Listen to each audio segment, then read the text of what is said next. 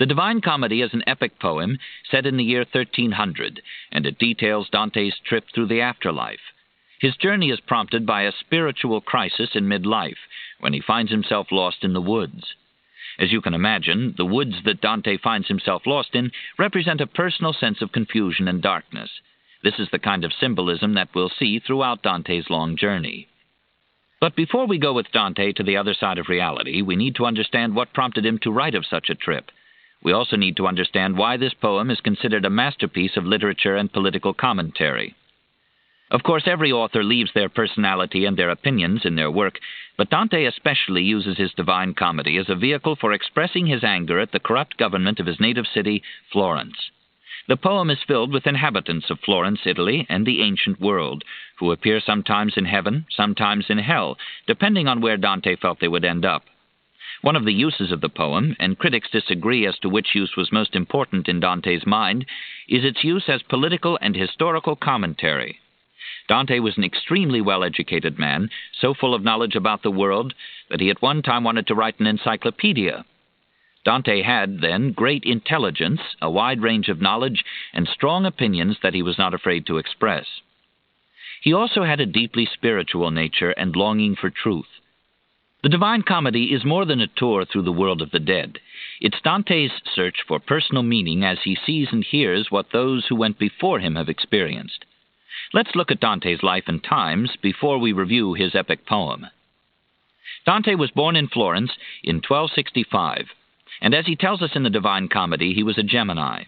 Dante was especially intrigued by astronomy, astrology, and mathematics, and his knowledge of these subjects is obvious. His family name was Alighieri, and although they were not one of Florence's most powerful families, they did have political and financial influence. The family had, in fact, been exiled for more than 10 years prior to Dante's birth, a result of their political involvement. This practice of exiling people who were out of favor with the current government was common then, and was a fate destined for Dante in his adult life. Medieval Italy was not a united country. The Holy Roman Empire, centered in Germany, had little influence in Italy. The most powerful figure in Italy was the Pope, who ruled certain areas that were known as the Papal States. Popes at that time didn't hesitate to act as heads of state. Some popes commanded troops in battle. The Papal States were mostly centered around Rome, and this left the rest of Italy divided into independent provinces and city-states. These smaller principalities constantly made and broke treaties with each other and with the Pope, as they feared being overthrown by each other. So while the time of Dante was supposed to be civilized, there was no consistent or enlightened rule in his home. Dante married when he was about 20. It was an arranged marriage, as was the custom, and the couple had at least 3 children. But those events had little meaning to Dante compared to the day he met Beatrice, his inspiration. They were children when they met. Dante was 9 and Beatrice was 8. He loved her immediately and dedicated his life to her at first sight. He didn't see her again for 9 years. At their second meeting, Beatrice spoke to him for the first time, calling him by name. They probably had few meetings after that. Dante wrote many poems about Beatrice, her loveliness and grace. To him she embodied love. We'll see Beatrice in the Divine Comedy as Dante's guide in heaven. Beatrice died young, in her 20s, but her influence on Dante was lifelong. We may question the love of a 9-year-old, especially since he never had what we would call a relationship with Beatrice. However, their relationship and his feeling for Beatrice is in the best tradition of the medieval concept of courtly love. In those times, marriages were arranged and not meant to be alliances of love. Men and women found true love outside of marriage. True love, that is, courtly love, is not necessarily a sexual relationship, but more of an idealized feeling, like a knight's chivalry for his lady. Beatrice's role as Dante's spiritual inspiration is very real, no matter what we may think of their human relationship. To return to Dante's life, he studied extensively, both in theology and in philosophy. He also served in the army in 2 important Florentine battles and was politically active. He was very outspoken in criticizing Pope Boniface VIII, who ruled from 1294 to 1303. This pope was later instrumental in Dante's exile from Florence, and the pope appears in the Divine Comedy. Beatrice's last words to Dante are a condemnation of this pope. Dante was part of a powerful ruling faction in Florence, but fortunes changed and the opposing party seized charge of the city. Dante was in Rome when the new party took control and charged him with graft, plotting against the Pope, and conspiring against the Peace of Florence. In his absence, Dante was sentenced to death by burning. That began Dante's exile from Florence. He dreamed that one ruler would bring order to Italy and an end to the constant plotting and his exile. He hoped that the Holy Roman Emperor, Henry VII, would do this. When Henry died without extending his authority to Italy, Dante lost hope for the country's rule and that he could return to Florence. Dante, like so many Italian citizens, deeply loved his native city where his family had lived for many generations. This loyalty to home made his exile even more bitter. The Divine Comedy was written in Dante's exile, a time when he lived in a number of different courts throughout northern Italy. He was respected for his intelligence, knowledge, and political talents. Dante died while on a diplomatic mission to Venice. He's buried in the Italian city of Ravenna, in a monastery of Franciscan friars. Now we'll give a brief overview of the Divine Comedy before we tell you some of the details of this work. First, the title. The word comedy in this instance doesn't mean something that's amusing. It's taken from an Italian word that means a prosperous ending after a difficult beginning. The poem was written in Italian, which was a revolutionary thing in Dante's time. Most important works then were written in Latin. Italian was considered the language of the masses, and it was a new concept that people would read and enjoy poetic literature. The comedy is written in 3 books: Hell, Purgatory, and Paradise. Each book is a place in the world beyond our own, and Dante visits each of these realms. Not only do we see what happens there, but we get to know how the realms are physically constructed. Most editions of the book show artists' renderings of the levels and geography of Hell, Purgatory, and Paradise based on Dante's explicit descriptions. He's divided these places into specific circles, and each one represents the result of an earthly experience for good or bad.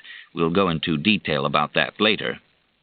It's interesting to notice Dante's use of numbers. There are 3 books in the Divine Comedy which correspond to 3 places in the afterlife. There are 33 short poems called cantos in each book. The extra canto that introduces the Divine Comedy makes for a total of 100 cantos. Each poem is written in a particular form where each 3 lines has a rhyming element. Hell, Purgatory, and Paradise are divided into 9 major sections, but each has an additional vestibule or level, making a total of 10 levels in each realm. Dante used numbers symbolically, especially the numbers 3, 9, 10, and 100. In Christian theology, 3 is the number of the Holy Trinity, God as Father, Son, and Holy Spirit. In the Middle Ages, 10 was considered a number of perfection. Multiples of 3 and 10 abound in the book. There isn't time to go into other occult details, but Dante's poetry is filled with numerical and astrological significance. For example, each of 3 sections of the book ends with the word stars. This use of astrology and numbers goes beyond superstition. He's pointing out that there's an orderly structure to God's universe, and that structure is represented in this poem. There are scholars who spend their whole lives going through Dante's work and searching for meanings. We can only describe some of the most significant parts of this complex story, which asks a question that we all want to know about: what happens after we die? And now, let's look at the most popular of the 3 books that make up the Divine Comedy, the Inferno. Then we'll explore the other 2 books, Purgatory and Paradise. In his first verse in the Inferno, the entire poem is told in the first person by Dante. Dante says, "When I had journeyed half of our life's way, I found myself within a shadowed forest, for I had lost the path that does not stray." Most scholars agree that Dante is referring to the biblical age of 35 when he refers to half our life's way. But even if we didn't know that, we know that Dante is saying that halfway through his life he found himself lost. Dante uses an interesting phrase, that he's lost the path that does not stray. For mystics, this means that Dante has lost the spiritual path, a path that is always straight to God. So Dante says that he was on the path, but now he's lost. He can't even remember how he got to the forest, because he was too full of sleep when he strayed from the path. This is a reference to being asleep to God, which resulted in the poet's adventure. 3 beasts appear, frightening Dante, but a guide comes to help him, the Roman poet Virgil, who wrote the epic poem the Aeneid. The Aeneid is discussed in another session of the Instant Expert series, but we should know a little of it here. The Aeneid, the story of Italy's founding, predicts that Italy will be the world's first civilized government. But the ideal Roman justice has obviously been lost by Dante's time. So perhaps Dante hoped that his poem could inspire a rebirth of the noble spirit that Virgil predicted. A footnote here. Italy and Europe would experience a cultural rebirth in the Renaissance, which started about 100 years after the comedy was written. Also, the hero of the Aeneid, Aeneas, goes through many trials to found Italy and Rome, including a trip to the underworld of the dead, a trip Dante is about to take. To return to the woods, Virgil offers to lead Dante through hell, the Inferno. Dante is afraid. He knows that Virgil's hero Aeneas and the Christian St. Paul went to hell during their lifetime, but how can he expect to live through such a trial? He doesn't think himself a hero or a saint. Virgil reassures Dante and says that he, Virgil, was sent by Beatrice, Dante's beloved, to guide him. Here is a description of Dante's hell. First, it's shaped like a funnel and descends into earth, getting smaller towards the center. Satan is at the center of the funnel, receiving all the dirt and pain that washes down from the earth. On the way down this funnel, Dante and Virgil go through levels. Each level describes a kind of sin and punishment to match. Some of the levels are divided by rivers, chasms, or walls. At each level, sinners are punished according to the type and degree of their sin. The two proceed to the gates of hell and read the famous inscription, "Abandon all hope, you who enter here." Now Dante begins his trip through the Inferno, a place of devastating horror. He and Virgil first enter the vestibule to hell, a place where people who lived without commitment to either good or evil are punished by eternally chasing a flag that's beyond their grasp. Then the two enter the first of 9 descending concentric circles, the levels of the Inferno. The first circle is limbo, for people who lived good lives but were never baptized into the Catholic religion. They're not being punished, but they do suffer the pain of never seeing Dante's Christian God. There are great poets here, such as the Greek Homer and many of the ancient world's philosophers. A few biblical figures who died before the time of Jesus Christ were taken out of limbo to heaven. They include Adam, Noah, Moses, and others. It should be noted that this Catholic doctrine is still taught and is also a belief in many Protestant faiths. Given the fact that most people on the earth, now and in the past, live in countries with little interest in or exposure to Jesus Christ, it's interesting that Western religions grant salvation only to their own followers. In contrast, Eastern religious philosophies often view love for any god as valid and redeeming. Virgil and Dante enter the second circle of the Inferno, where a judge assesses each sinner and assigns the correct circle for punishment. This is really where hell begins, and it's marked by a dark whirlwind rising from a cleft in the ground that was caused by an earthquake at the time of Jesus Christ's crucifixion. This circle is for the sin of lust, and Virgil points out some famous lovers in the violent winds. Dante is moved by 2 famous lovers, one of whom was married. The two fell in love while reading the story of Lancelot and Guinevere. When they reached the part of the story where Lancelot kisses Guinevere, they couldn't keep themselves from imitating that, and, as they say to Dante, "That day we read no further." Dante's view of love must be remembered here. As many of his time felt, ideal love was spiritual, not physical. The next circle is for the sin of gluttony, and there is an unending rainstorm here that makes the damned souls howl continuously. A 3-headed dog tears the souls apart in an ongoing action. One of the attributes of hell is that there is no end to the punishment. It keeps repeating itself. In this circle, Dante speaks with a Florentine named Ciacco, which means pig. Ciacco predicts the outcome of a Florentine political struggle and tells Dante that there are only 2 just Florentines, and no one listens to them. This is the first of Dante's many interactions with Florentines and other Italians who ask about each other and comment on the past or future of Italy. Often what they said reflects Dante's opinions or hopes. In this first interchange, Dante asks where 2 dead Florentines are, and Ciacco tells Dante that he will meet them further down in hell. In the 4th circle of hell, Dante and Virgil meet Pluto, the god of wealth, and see those who sinned through greed or through overspending. These 2 groups are forever rolling huge boulders against each other as they taunt each other for having the opposite characteristic. But both groups, the hoarders and the spenders, share the same basic sin. The 5th circle is for the wrathful and the sullen. The wrathful souls are stuck in mud, and they strike each other with their hands, heads, and feet. Beneath them, in the stagnant water, are the souls of the sullen. It's easy to understand these punishments. Those who are angry are literally stuck in the act, and those who pout are ignored and silent under water. Virgil and Dante take a ferry to the next circle. As the boat starts to sink under Dante's weight, the soul of a Florentine named Argenti comes from under the water to ask for help. Dante recognizes him as a violent and selfish man who acted against Florence, and Dante curses him. Other souls in the water pull Argenti down and furiously attack him, which pleases Dante. While Dante seems unkind, we need to remember his intense loyalty to Florence and his anger with those who harmed his home. Dante and Virgil reach a city gate, and after an encounter with demons, an angel opens the gate to the two travelers. The first sins, which we just saw punished in Upper Hell, are sins caused by lack of control over the physical body. Now, Dante and Virgil are in the part of hell reserved for those who sin through immorality, through purposeful wrongdoing. They come to the sixth circle, where heretics are punished. A heretic is a person who speaks falsely against a religious ideal. In this hell, it's reserved for those who would speak against the Catholic Church. The heretics live in prisons or in flaming tombs. A number of ghosts speak to Dante during his travels, and one emerges from a flaming tomb. It's another Florentine, a man who twice exiled Dante's ancestors. He tells Dante that one day Dante, too, will know what it feels like to be in exile. Certainly, this ghost is experiencing the pain of exile in hell. Dante is worried about the ghost's prediction, but Virgil tells him not to think of it. When Dante sees Beatrice, he'll understand the future. Now the travelers cross an abyss, and they're assaulted by an unbelievable odor, so strong that they have to pause to get used to it. Then Dante and Virgil enter the realm of sins of violence, the seventh circle. These sins are divided into three sections for three kinds of sins: sins against others, against self, and against God, nature, and art. Sins against others are punished by immersion in a boiling river of blood. The sinners are immersed at different depths, depending on the severity of their crime. The second ring, sins against self, is the forest of suicides.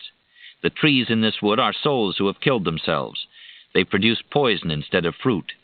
Since they have destroyed their bodies, they will never have them back, not even on Judgment Day.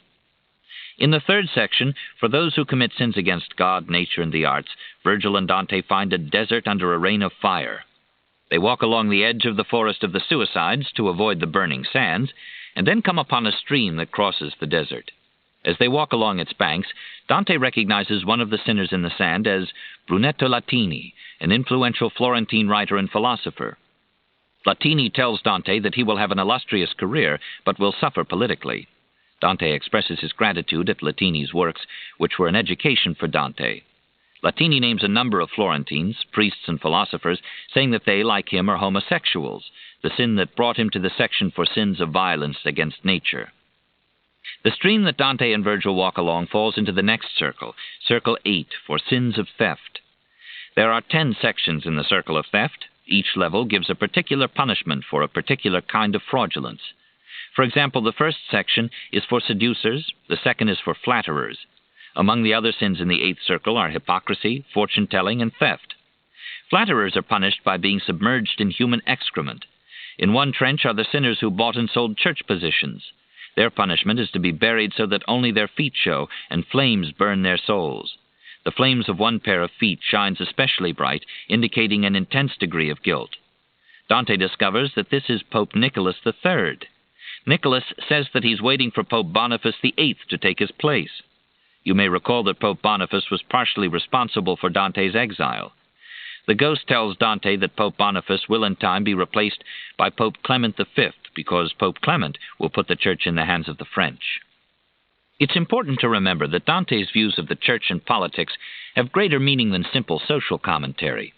Dante viewed the church as the divine authority on earth. He also felt that ethical leadership by kings was important to the morals of all citizens. When he criticizes these power figures, he's condemning not just them personally, but making a statement on the desperate events in the world that happen when people are not given spiritual support through good leaders in church and state. As Dante and Virgil make their way through Circle 8, they see an array of tortures and recognize a number of the sinners. Among Circle 8's more colorful punishments is the one reserved for fortune-tellers. As punishment for looking into the future, their heads are twisted around so that they face backwards. They walk backwards, too.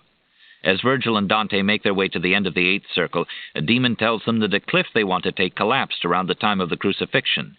The two take an alternate route and come upon the spirit of Caiaphas, who advised the Romans to kill Christ. Caiaphas is crucified on the ground in a path where other sinners walk on him continuously. Virgil discovers that he was lied to by the demon. The bridge they wanted to take is intact, but now the two have no choice other than to climb a steep cliff. As they travel, they encounter many Florentine thieves. One of them is so embarrassed at being seen by Dante that he tries to upset Dante by foretelling the events that precede Dante's exile. The thieves are being punished by serpents, which raises Dante's opinion of snakes immeasurably. At this point, Dante makes a sarcastic remark about Florence's fame, which, as he can see from the many Florentines who inhabit hell, has spread beyond the earth. This makes Dante sad for his city and himself. Before the two leave the eighth circle, they see Ulysses, a Greek hero. He is punished with other evil counselors because he helped bring about the defeat of the ancient city of Troy. He also was an explorer who urged his men to go beyond known realms, which led to their deaths and his. Virgil and Dante come to the ninth section of the eighth circle of theft for the sowers of discord.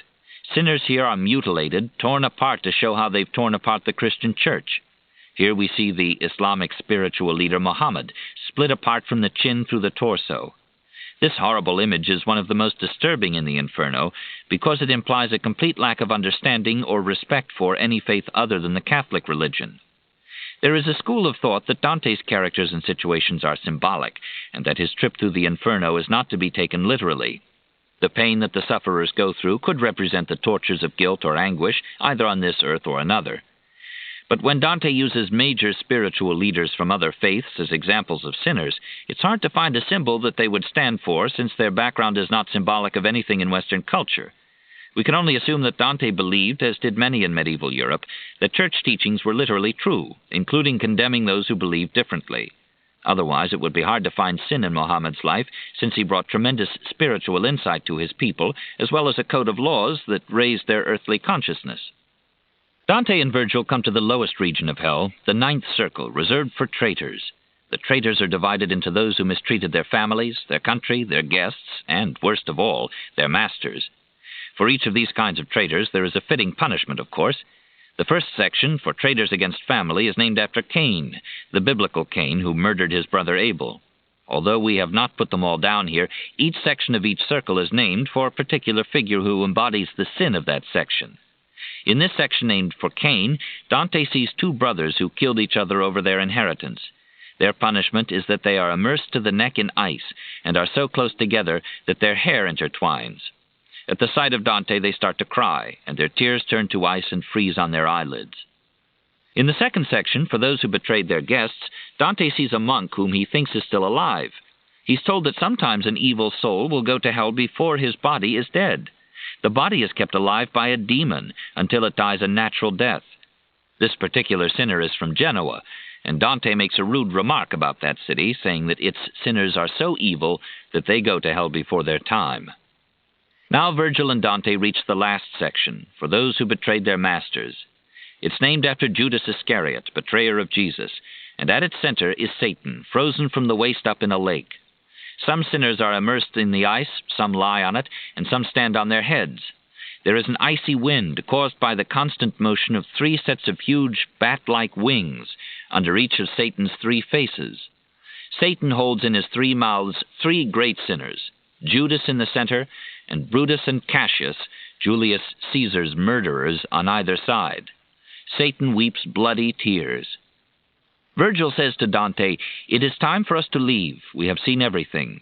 And the two make their way out of hell, continuing their descent by climbing down the side of Satan. When they reach Satan's hip, they reverse and climb up.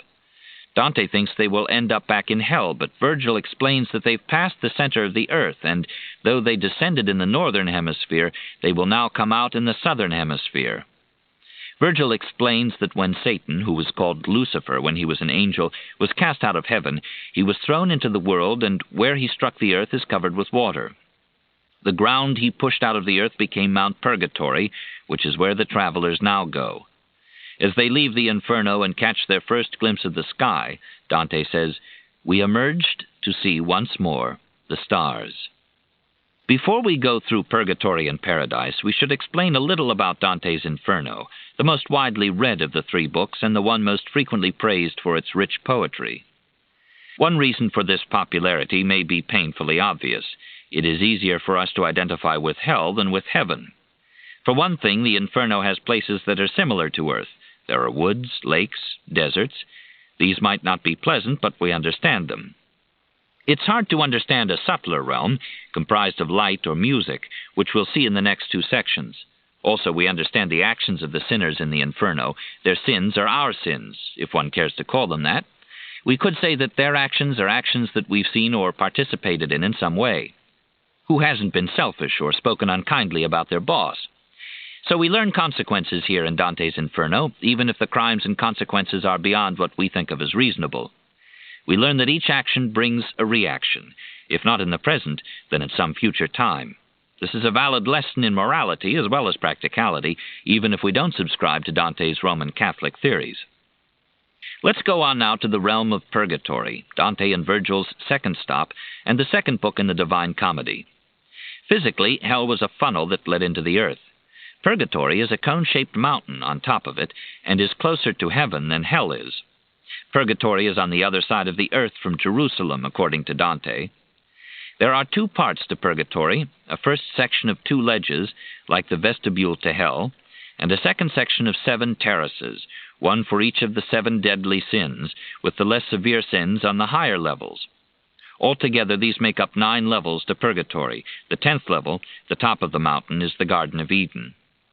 Purgatory is the place of hope, and its inhabitants both remember their earthly lives and are grateful for this place and the opportunity it provides them to redeem themselves.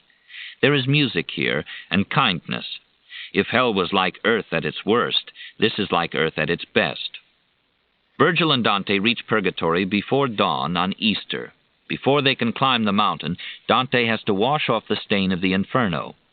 They see a ship approaching. It carries a group of souls, one of whom Dante recognizes as a musician and composer of some of Dante's lyrics. The group of spirits sing, but are interrupted by Purgatory's guardian, who reminds them that they need to start their mission on the island. First, Virgil and Dante pass through the 2 sub-levels of Purgatory. These are for people who were thrown out of the Catholic Church or who neglected their religious duties, and for people who were so busy with their daily lives that they ignored the spiritual. These are the negligent souls, and they wait in a valley for their turn to go up the mountain. Virgil and Dante sleep here that evening, and wake up the next day to find themselves at the main entrance to Purgatory. Just as someone judged those entering into hell and sent them to their proper punishment, here in Purgatory an angel meets each person and puts 7 P's on their forehead, 1 for each level or sin. The first sin is pride, and on the first terrace pilgrims along the way see carvings of famous acts of humility. The pilgrims on this mountain are called penitents, because they are making penance for their sins. This is how they will win the right to go to heaven, or as Dante calls it, Paradise. Once again, Dante and Virgil encounter souls on the journey. They go to the second terrace for the sin of envy. Dante realizes that climbing becomes easier when a terrace is complete and the P letter on his forehead that corresponds to that terrace is gone. At the second terrace, a lady from the Italian city of Siena speaks to Dante. She regrets her envy, which was greater than her love for her city, and she asks Dante to say good things about her to her neighbors. As Dante and Virgil complete the second terrace, another P is gone from Dante's forehead. Virgil tells Dante that material possessions can cause envy and fear of sharing, but spiritual possessions only increase when they're given away. The third terrace is for the sin of anger, and the penitents here must walk in an irritating cloud of smoke. Dante sees visions in the smoke, visions of insane anger. He and Virgil go on to the fourth terrace, where souls rush towards them with enthusiasm. This is the place where those who committed the sin of laziness must learn to do the opposite. Most of these busy souls don't stop to talk, but a few tell Dante their sad stories. The next 3 terraces are for sins of excess, greed, gluttony, and lust. We've seen these sins in hell too, but the nature of the sins there was much more harmful than the sins being atoned for by Purgatory's penitents. On the 5th terrace, Pope Adrian V is among the sinners who lie face down, reciting prayers and psalms. Suddenly Dante and Virgil feel an earthquake, and all the spirits say aloud, "Glory to God in the highest." The spirit explains that the quake is a sign that one of the souls has finished its penance. The spirit is a Roman author and poet, and he is so pleased to meet Virgil that he stays with the two for the rest of their journey through Purgatory. On the last terrace there is a river of flames for those who committed the sin of lust. Here Dante sees some of the earliest singers and songwriters, the Provençal troubadours, known for their love songs. Dante is told to walk through the river of flames, but he's afraid to. Then Virgil tells him that his beloved Beatrice is behind the flames, and Dante walks through them. He suffers greatly from this, although his skin is not marred by the fire. The pilgrims go to the top of the mountain, and Virgil tells Dante that his mission is complete. Now Dante will be his own guide. Dante is in the Garden of Eden now, and he finds Matilda, a beautiful young woman who leads him along the bank of a clear stream, the river of forgetfulness. They come upon a magnificent procession on the other side of the river. Beatrice arrives in a chariot and greets Dante with a reprimand for his sins. He weeps at the thought of them and then faints with remorse. When he comes to, Matilda leads him across the river of forgetfulness, and Dante forgets his sins and meets Beatrice with a joyful heart. Beatrice is so beautiful to him that he can only stare at her. Finally, the procession reassembles itself around a tree. Dante falls asleep, and when he awakens, almost everyone is gone. Beatrice tells him to carefully observe and later write down what happens next. The remnants of the procession and the blossoming tree are destroyed by an eagle, a fox, and a dragon. A wanton woman gets into the chariot that had pulled Beatrice, and a giant joins her. When he sees the harlot look at Dante, he beats her and pulls the chariot into the woods.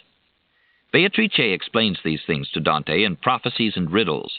When he becomes confused, she says that she wants him to understand that his intellect cannot comprehend everything. Then she promises to speak clearly to him in the future. Beatrice asks Matilda to lead Dante to the river that restores memory of good deeds.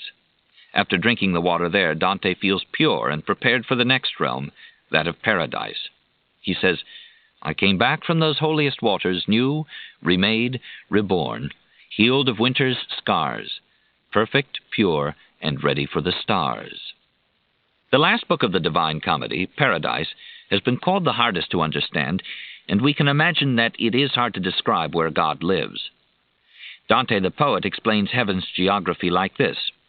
There are 9 spheres beyond the earth, in this order: the moon, which stands for faith; Mercury, which stands for hope; Venus, which stands for love; the sun, which represents prudence; Mars, which represents strength; Jupiter, which represents justice; Saturn, which represents work; the fixed stars; and 9th, a realm called the Prime Mover, which, as its name suggests, causes the movement of all heavenly bodies.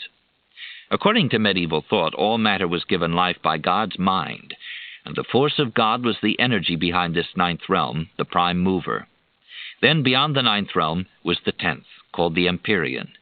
Empyrean is beyond time and space. It's the infinite realm of God, the angels, and the saved.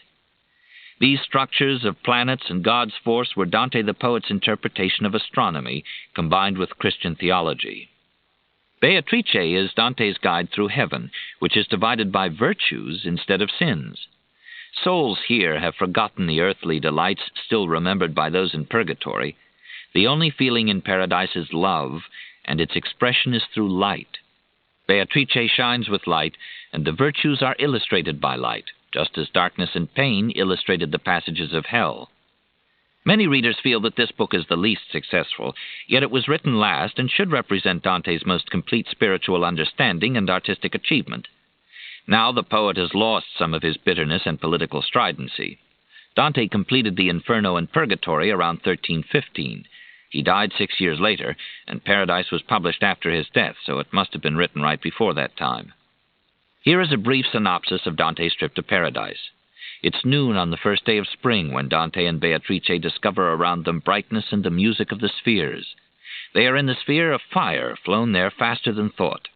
As they progress through the spheres of virtue, Beatrice grows more and more beautiful with each ascension. The souls are glowing lights. They don't have physical forms except for those in the Empyrean, the furthest place. In the sphere of Mercury, Dante meets Justinian, who wrote the Roman legal code. Justinian discusses the role of Roman rule as part of the divine plan for humanity.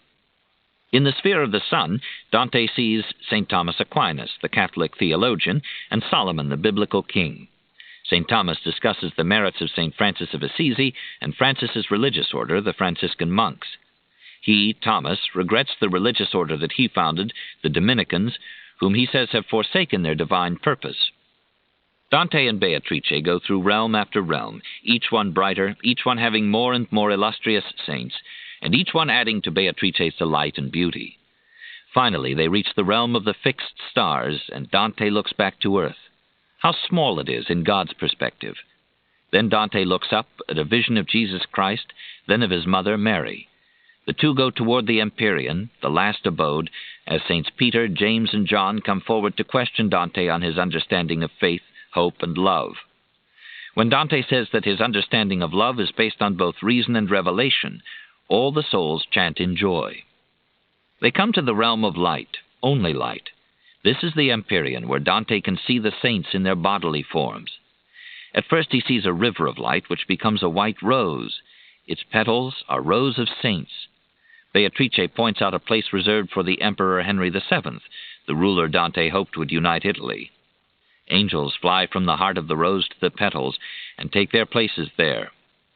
Beatrice joins the saints and angels in the rose and tells Dante to look up to Mary's seat above them all.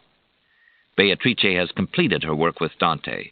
She was his youthful infatuation, his muse of poetry, and his guide to this state of light, always urging him on with loving inspiration. Dante looks at Mary, who nods, granting Dante the chance to see God's face. Dante looks at the heart of the white rose and says, "I saw within its depth how it conceives all things in a single volume bound by love, of which the universe is the scattered leaves." And in the face of God, Dante seems to see the image of a person. This is the answer.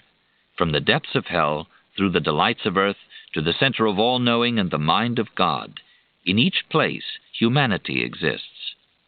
And the underlying force that created and unites humanity, as Dante says, is the love that moves the sun and the other stars.